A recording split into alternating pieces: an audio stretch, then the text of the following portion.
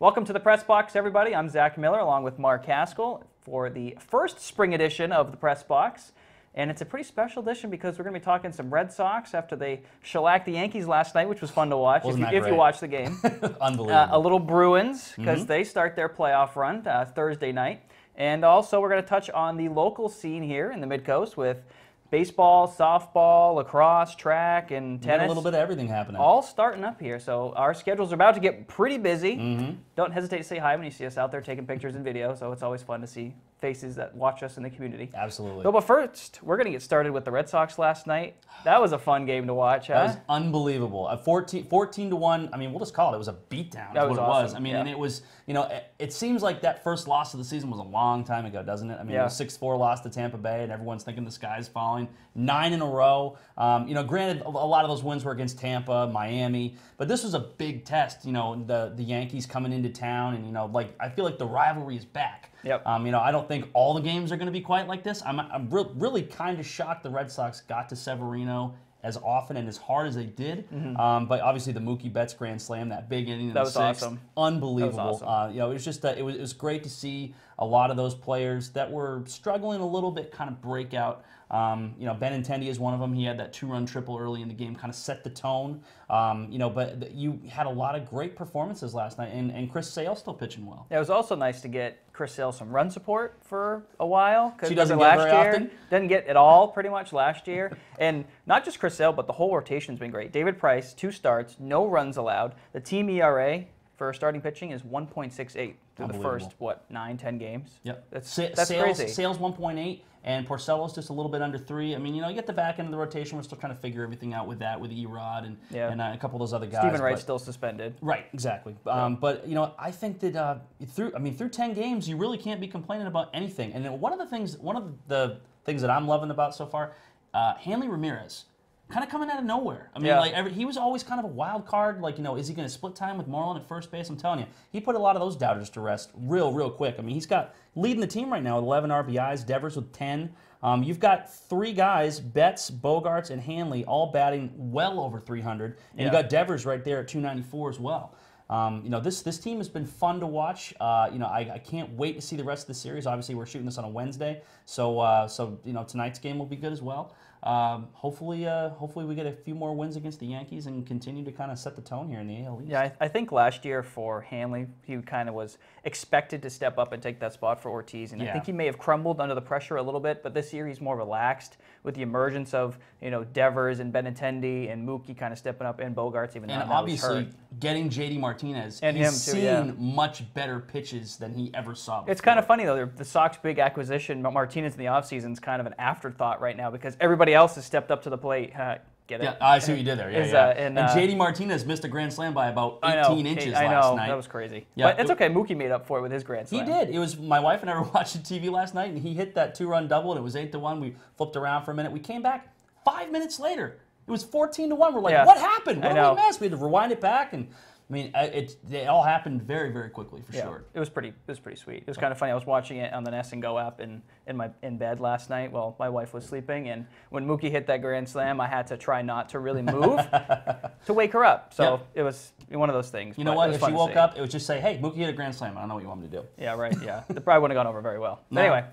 Moving on now to the other Boston team that's the only Boston team that's in the playoffs right now before the Celtics start up later this month. Yeah, Celtics, I don't think there's much to say about them. Kyrie going down and, the emergence of the Sixers and everything. And I kind of don't think this is going to be Boston's year, with the Hayward injury and everything like that. But the Bruins, they're the 2 seed, and they're opening against the Toronto Maple Leafs tomorrow night, 7 p.m. Thursday in Boston.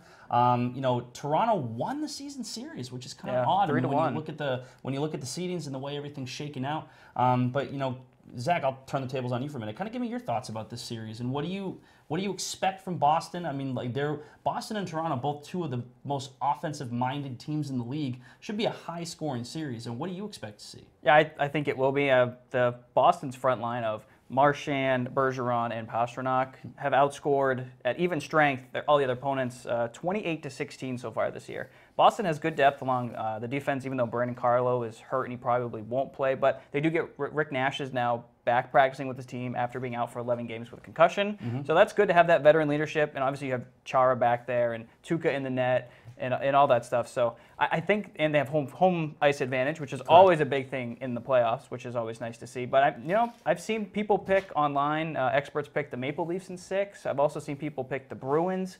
So I really think it's going to come down to that home ice. And when you play at TD Garden, Boston always has the advantage. I really kind of love this this series that they're having with Toronto.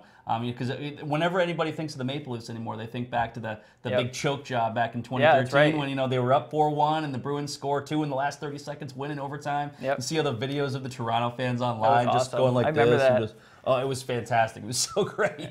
But that's always what I think about. But not a lot of people on the Maple Leafs, at least, still are around from that team. Obviously, you've got young Austin Matthews. He's 34 goals, 29 assists, this season for Toronto. And Marchand, he's the top goal scorer for Boston, 34 goals, 51 assists.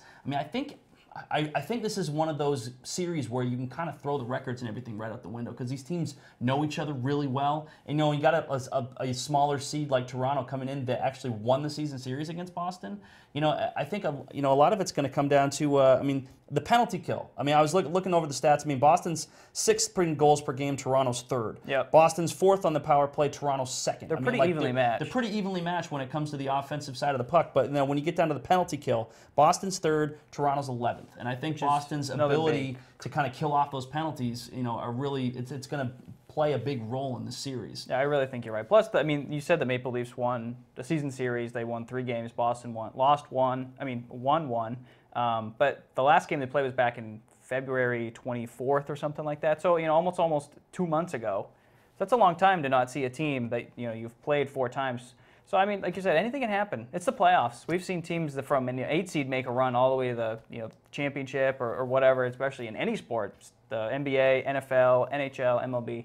Anything can happen. Well, I don't know if you know this, but nobody really gave the Philadelphia Eagles a chance against the New England Patriots in the Super Bowl. Yeah, I know. I haven't brought that up today yet. That's okay. You have 1 Super Bowl. That's right. I'm going to enjoy it. We have many. That's okay. Take it to the Congratulations, Mark.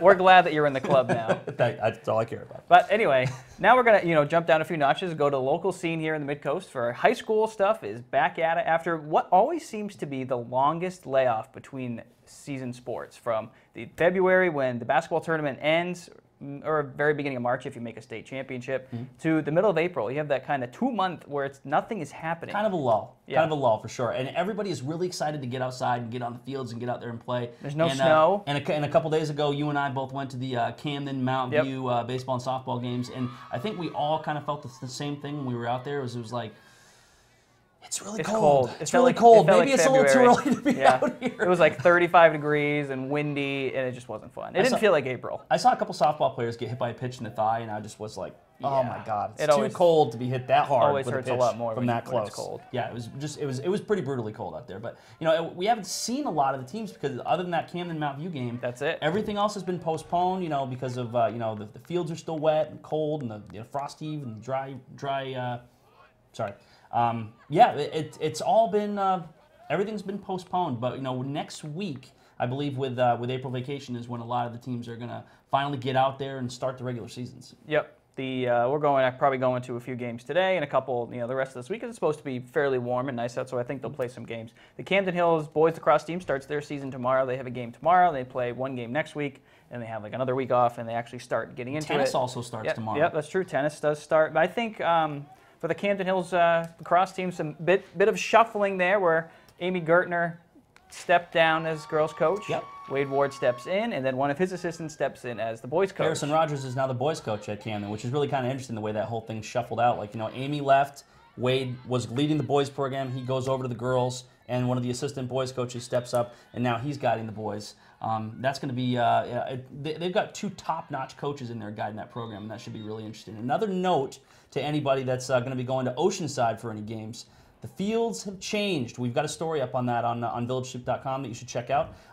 Basically, the old fields over in Thomaston, those are now going to be for the Oceanside middle school kids. And now all the Oceanside high school kids, baseball, softball, and lacrosse will now be moving over to Thomaston Street in Rockland. That's where Rockland District High School used to play their varsity games and where the middle school teams had more recently been playing their games. Kind of the way the schools have all shuffled with the consolidation and everything like that, it kind of made more sense to move everybody back over here. But if you want all the information on that, where can you go? VillageSoup.com. Oh, VillageSoup.com. It's a great website. Yeah. A lot of great stories. So yeah, but probably the best thing about them moving those the games over to those fields, no more Thomaston construction. Oh my God, Thomaston construction. I just want it to end. You know, that was a big part of it for me. And I live in Thomaston. I have to drive through it every single day. It's pretty crazy. But terrible. before we go real quick, who wins the Bruins series? I'm gonna say Bruins in 6. Bruins in 6? Yep. I'll say Bruins in 7. Okay. Just because we talked about such an evenly matched matchup. So yeah, pretty cool. It's gonna be a good one. It should be. Thanks for joining us. We'll see you next time.